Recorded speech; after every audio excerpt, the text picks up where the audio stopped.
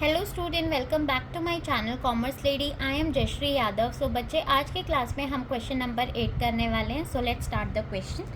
On 1 October 2009 Raj and company purchase machinery worth 40,000। हमने एक machinery खरीदी है 40,000 की ऑन 1 October 2011। फिर उसके बाद हम कब परचेज कर रहे हैं? देखो, 2009 में कर रहे हैं, फिर 2011 में परचेज कर रहे हैं। ठीक है, कितने की? 10,000 की।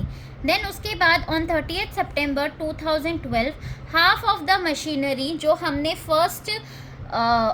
कब खरीदी थी? 1 अक्टूबर को हमने 1 अक्टूबर को जो हमने परचेज करी थी उसे हम क्या कर रहे हैं? बेच रहे हैं। और कितने में बेच रहे हैं?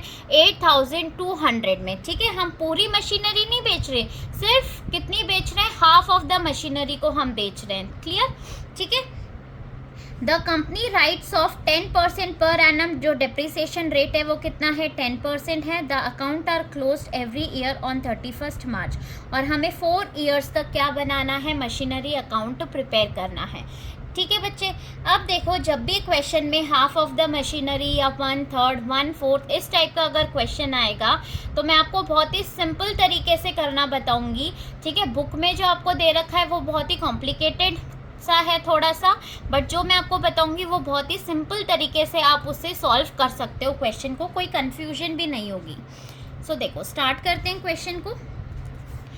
अब हमने फर्स्ट मशीनरी कब खरीदी है? 1 अक्टूबर को। तो यहाँ पे हम डेट लिख देंगे 1 अक्टूबर।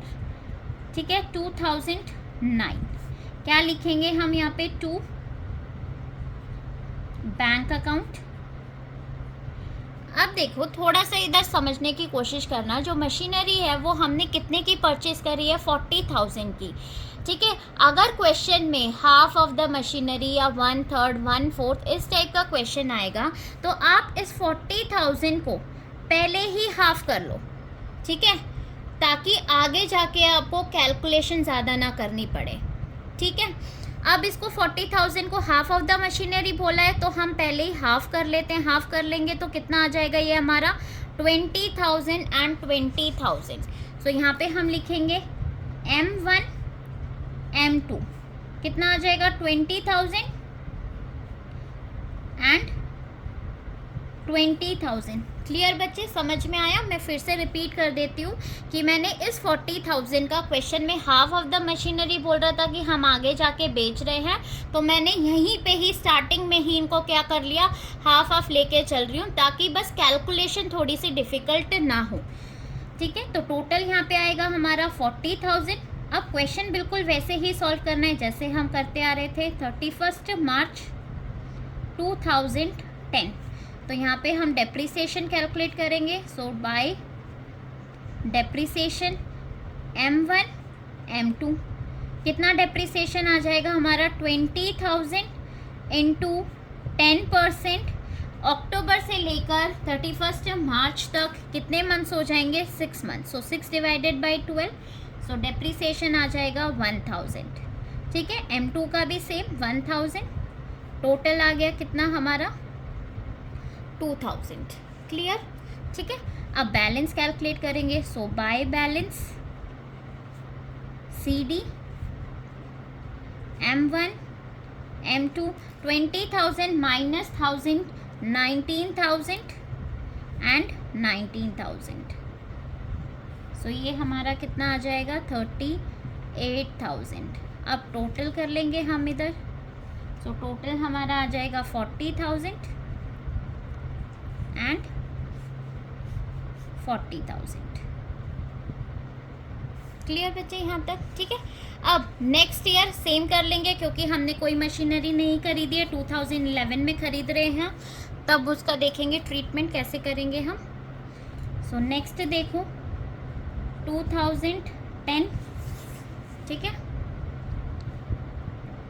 1 अप्रैल टू बैलेंस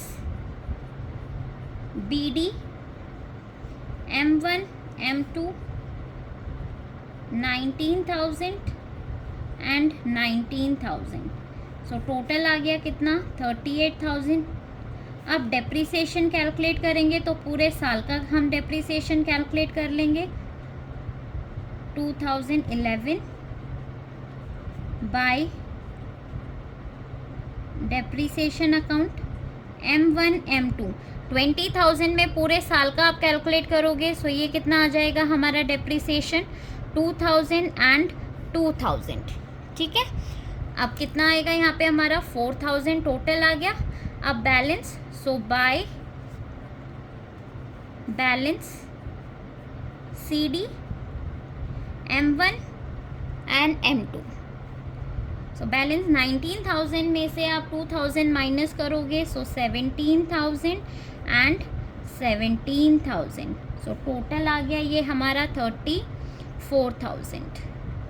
क्लियर बच्चे यहाँ तक, ठीक है। यहाँ पे हम इसका बैलेंस नीचे दोनों साइड का। अब देखो नेक्स्ट हमें क्या करना है, जो हमारे ये 2011 था इसका बैलेंस लेके आएंगे हम। सो यहाँ पे हमारा क्या आ जाएगा 2012 1 April to balance BD M1 M2 17,000 and 17,000, so total आ गया ये हमारा 34,000। क्लियर बच्चे यहाँ तक, ठीक है। अब डेप्रिसिएशन हम लगाएंगे। सो डेप्रिसिएशन देखो कैसे आप कैलकुलेट करोगे। यहाँ पे 31 मार्च 2012,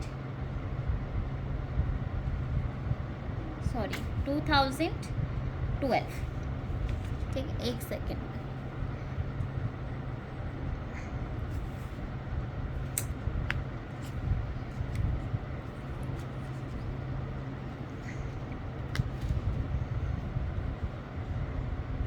ठीक है, अब डेप्रिसिएशन हम कैलकुलेट करेंगे।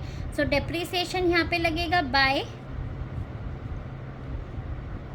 डेप्रिसिएशन अकाउंट M1 M2, कितना लग जाएगा हमारा पूरे साल का हम लगाएंगे 20,000 पे, सो 2,000 एंड 2,000।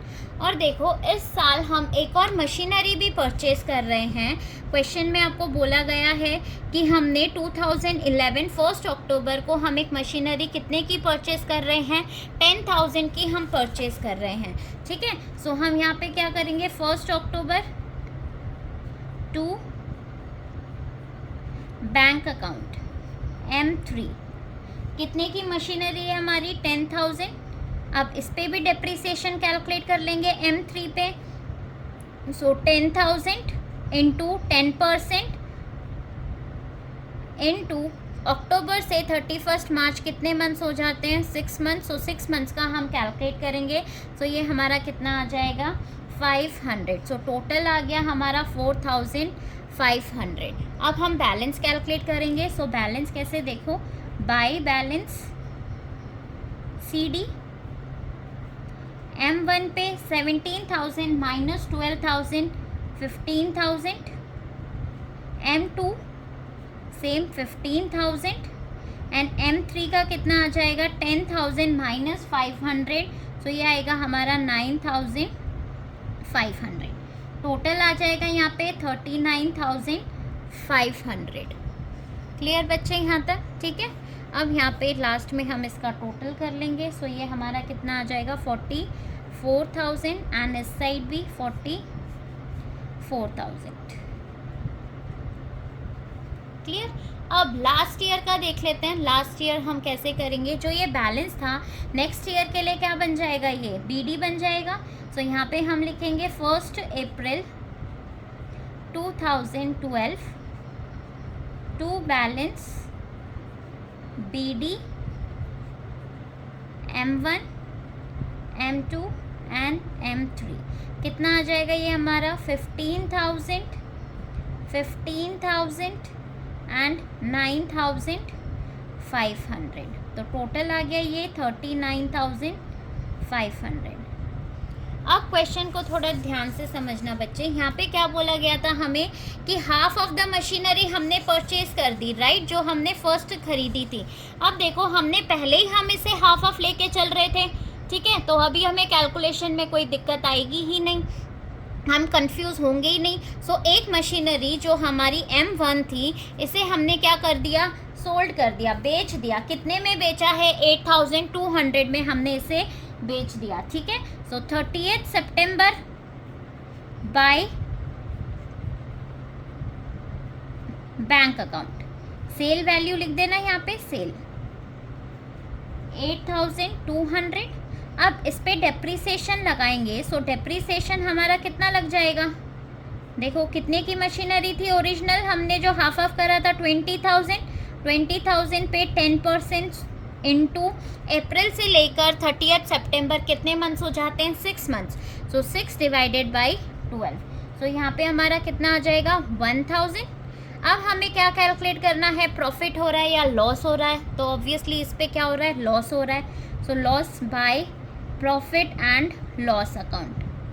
अभी तक आपको कैलकुलेट करना आ गया होगा कि हम कैसे लॉस कैलकुलेट करते हैं। सो 15,000 में से 8,200 माइनस कर दोगे एंड माइनस 1,000 कर दोगे, तो आपका जो लॉस होगा वो कितने का लॉस आ गया हमारा, 5,800। समझ में आया बच्चे। अगर आप पहले ही मशीनरी को हाफ ऑफ लेके चलोगे तो आपको कैलकुलेशन सिंपल, जैसे आप क्वेश्चन करते आ रहे हो वैसे ही करोगे। अगर आपने पूरी अमाउंट ले रखी है तो आगे जाके आपको फिर उसे हाफ करना पड़ेगा और बहुत ज़्यादा कैलकुलेशन हो जाएगी, ठीक है। तो उसको अवॉइड करने के लिए आप इस तरीके से सिंपल मेथड से कर सकते हो। अब नेक्स्ट हमारी जो मशीनरी है उस पर डेप्रीसिएशन लगा देंगे। सो 31 मार्च M2 एंड M3 पे जो हमारा डेप्रीसिएशन लगेगा बाय डेप्रीसिएशन, ये कितना डेप्रीसिएशन लग जाएगा हमारा, 20,000 पे आप 10% कैलकुलेट करोगे, सो ये कितना 2,000 एंड 10,000 पे पूरे साल का लगेगा 10%, सो ये हमारा कितना आ जाएगा 1,000। जो टोटल आएगा वो कितना आ जाएगा 3,000। क्लियर। अब हमें बैलेंस कैलकुलेट करना है। सो बैलेंस मैं यहीं पे करके दिखा देती हूँ, ठीक है।